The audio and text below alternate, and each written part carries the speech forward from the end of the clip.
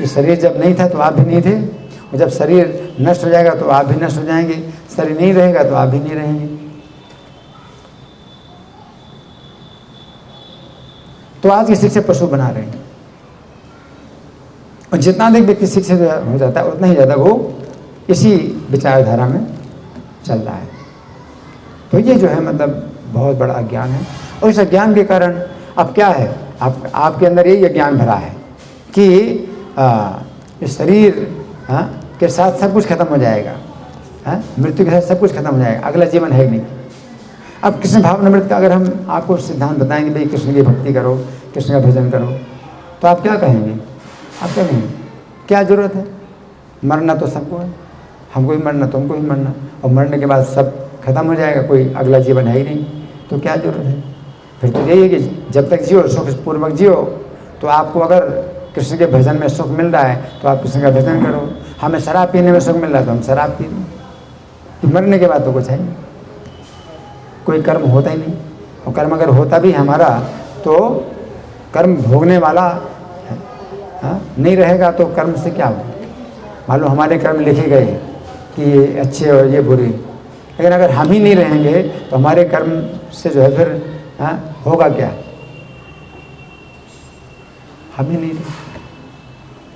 तो इसलिए सबसे पहले कृष्ण भावनामृत के पहले हम जो है उसका जो है ये अज्ञान दूर करते हैं कि अगला जीवन है, और अगला जीवन है तो फिर बहुत बड़ी जो है ये चिंता का विषय बन जाता है कि अगला जीवन है तो आप कैसे कर्म कर रहे हैं जिनके अनुसार आपको कैसी गति प्राप्त होगी, अगला जीवन कैसा मिलेगा।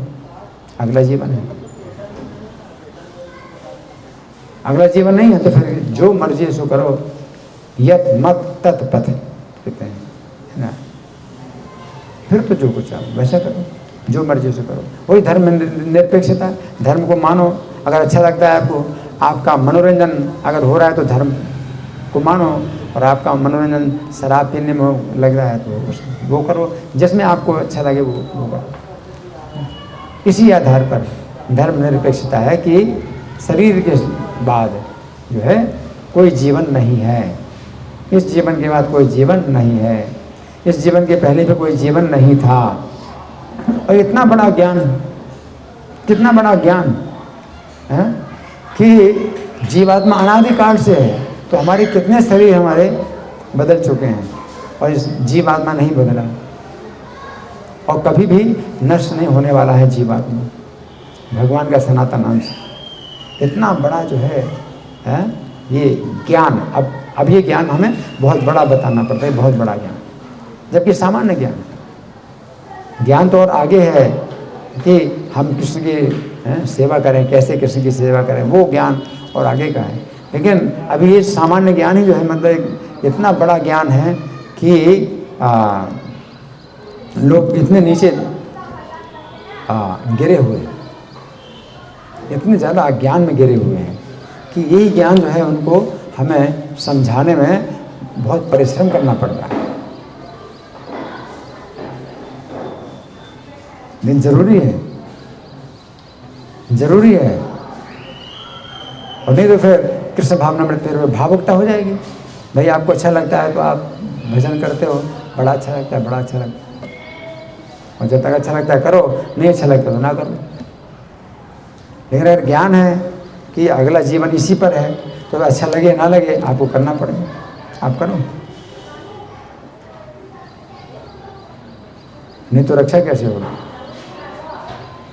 तो हरे कृष्ण का जाप करो, अच्छा लगे ना लगे करो, अगर नहीं करोगे तो जो है आपके जो पाप हैं वो आपको जो है दुर्गति देंगे, आपकी दुर्गति होगी। इसलिए अच्छा लगे ना लगे आपको करना है तो फिर करो, ठीक है ना। हाँ जी माता जी बोलिए।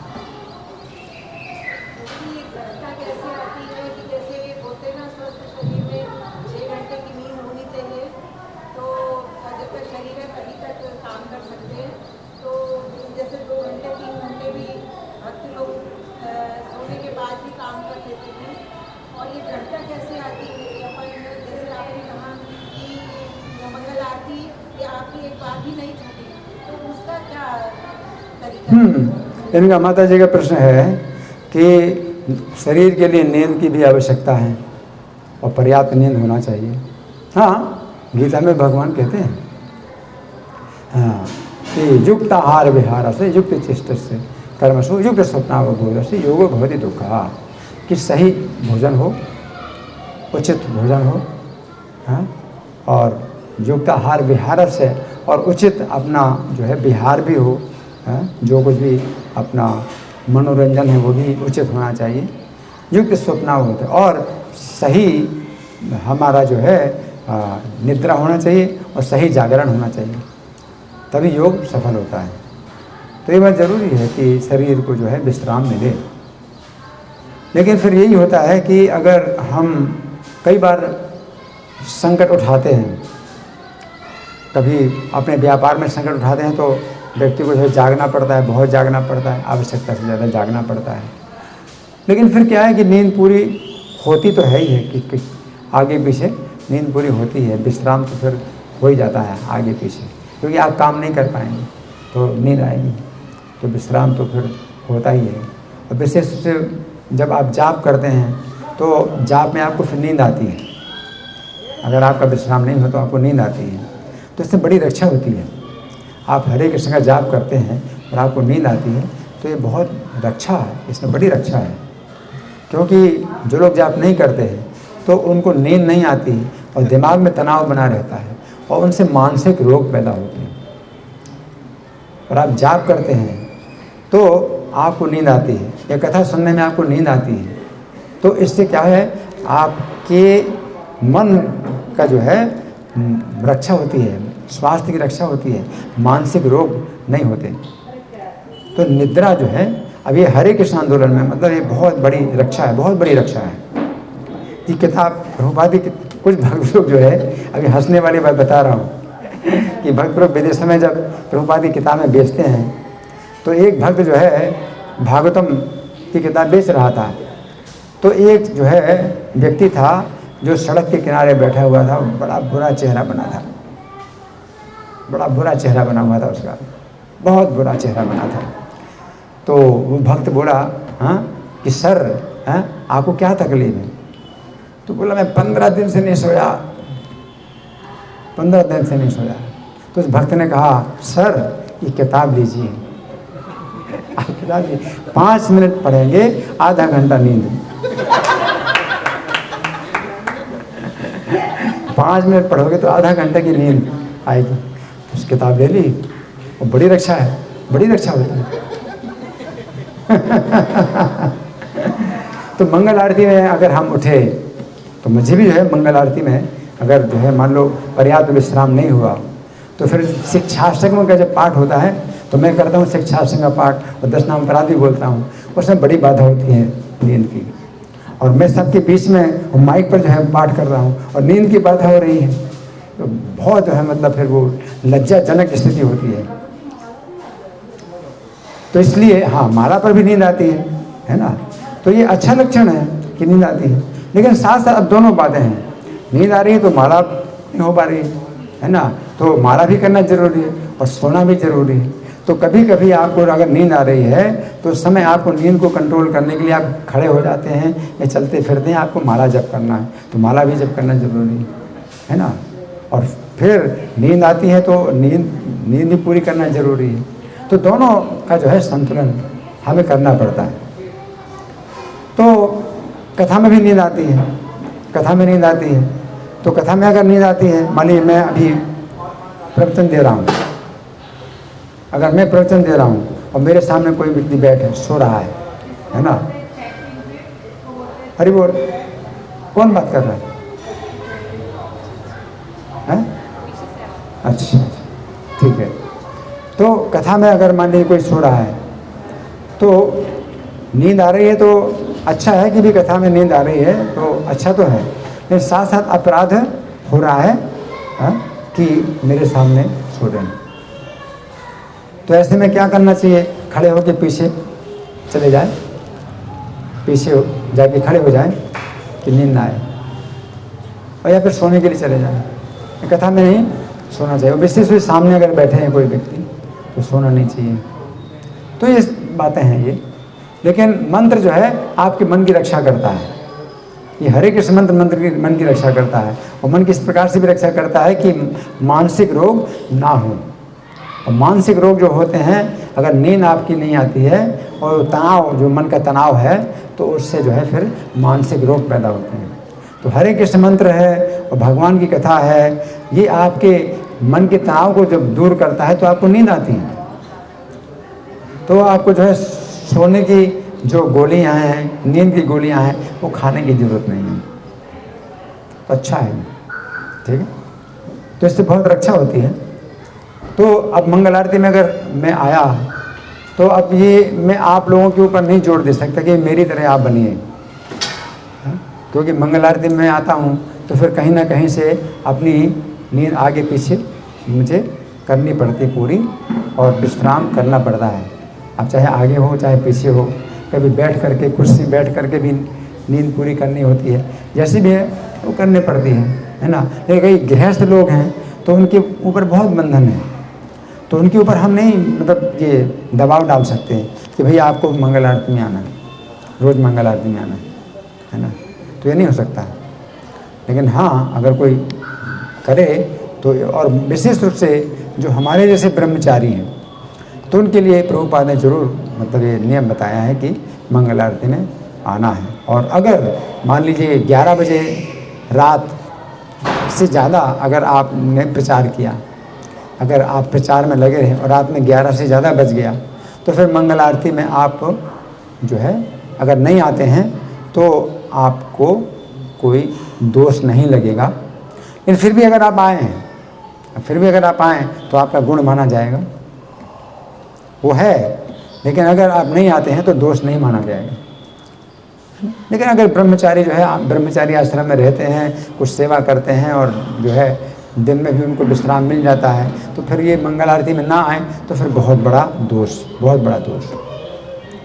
तो आश्रम में रहने वाले जो ब्रह्मचारी हैं उनकी कोई जिम्मेदारी नहीं है, केवल यही है अगर मंगल आरती में आएँ और कुछ सेवा करें तो फिर मंगल आरती में आना बहुत ज़रूरी है। फिर ये नहीं होता है ना। बीमारी की हालत में भी है, अगर जो है मंगल आरती में आप नहीं आ सकते हैं तो भी आपकी इच्छा होनी चाहिए कि मैं किसी प्रकार से जागूं। और अभी तो टेक्नोलॉजी कितनी सहायता है, तो टेक्नोलॉजी की सहायता के द्वारा आप जो है ऑनलाइन मंगल आरती देख सकते हैं। और किसी प्रकार लेटे से आप बैठ जाइए, कोई बैठा देगा, बिस्तर भी ऊपर उठ जाता है, आजकल तो ये भी है।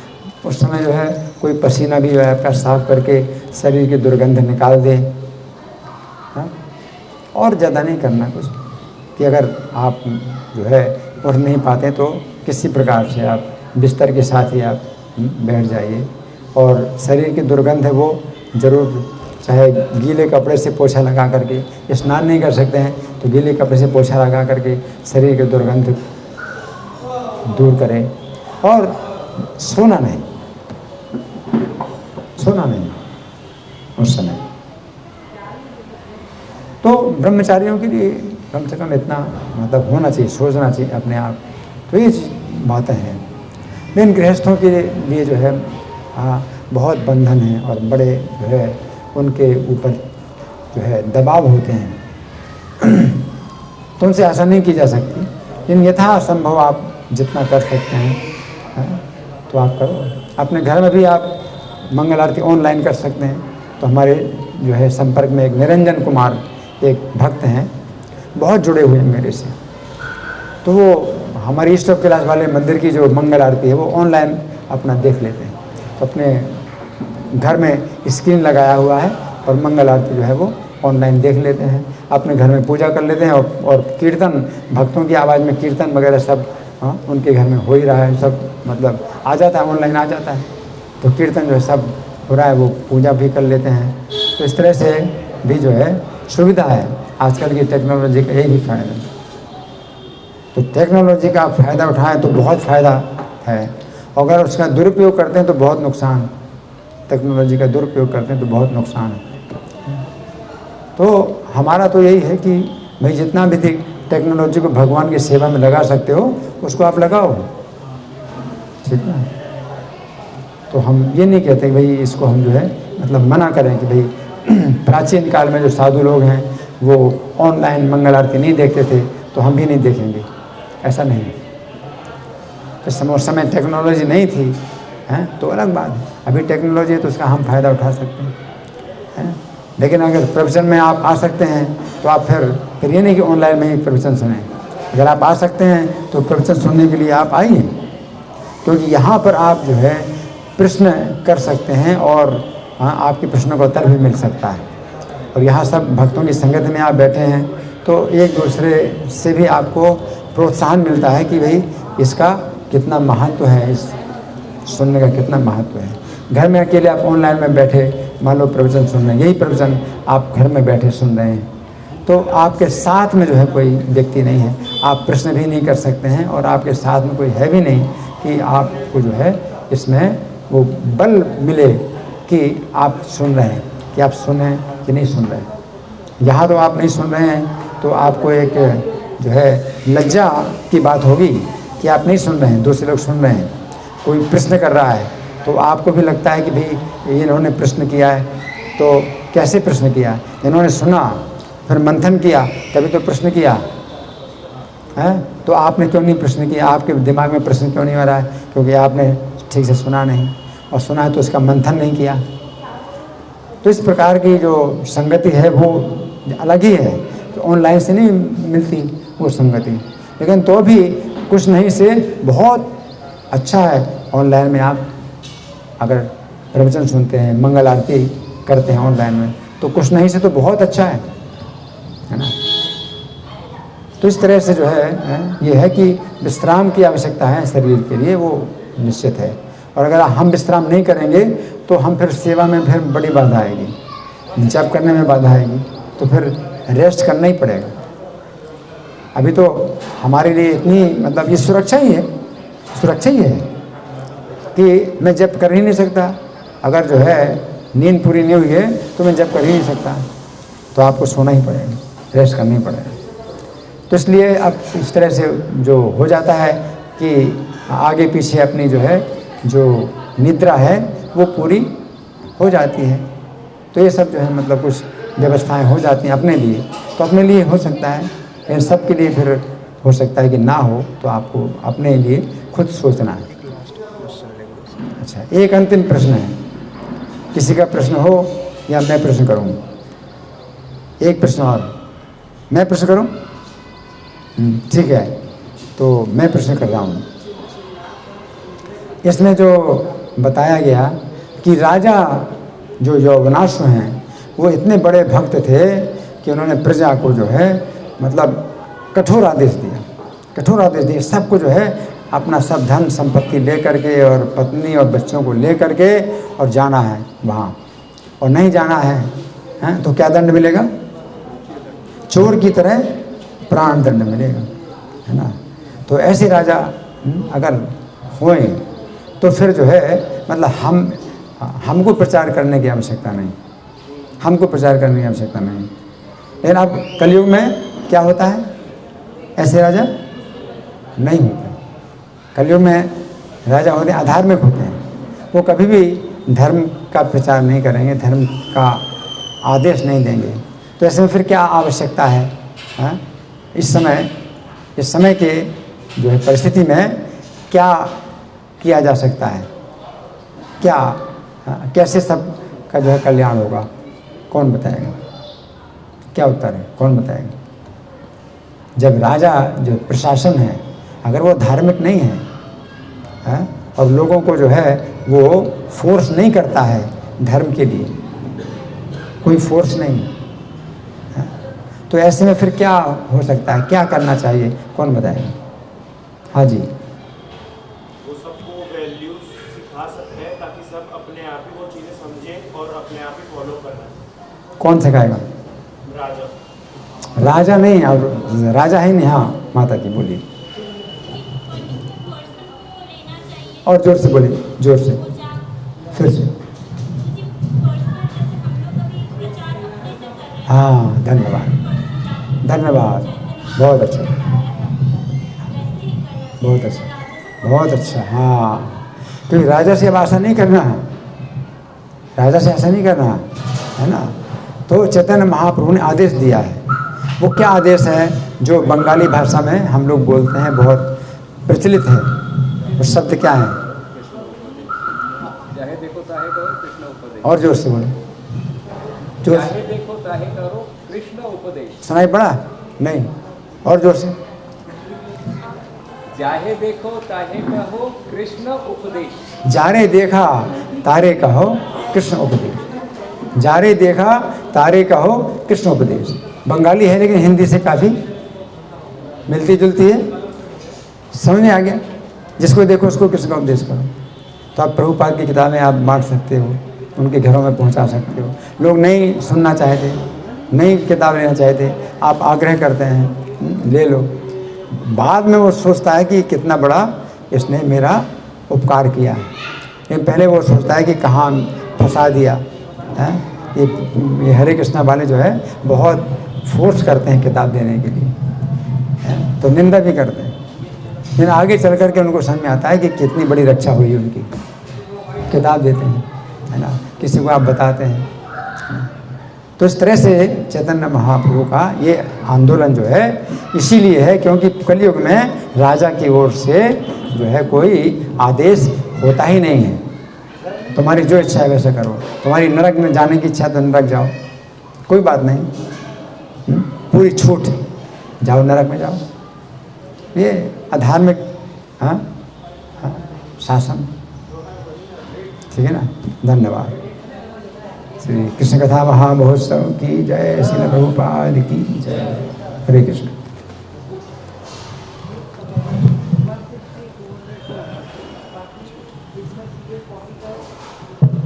हरि बोल, हरि बोल।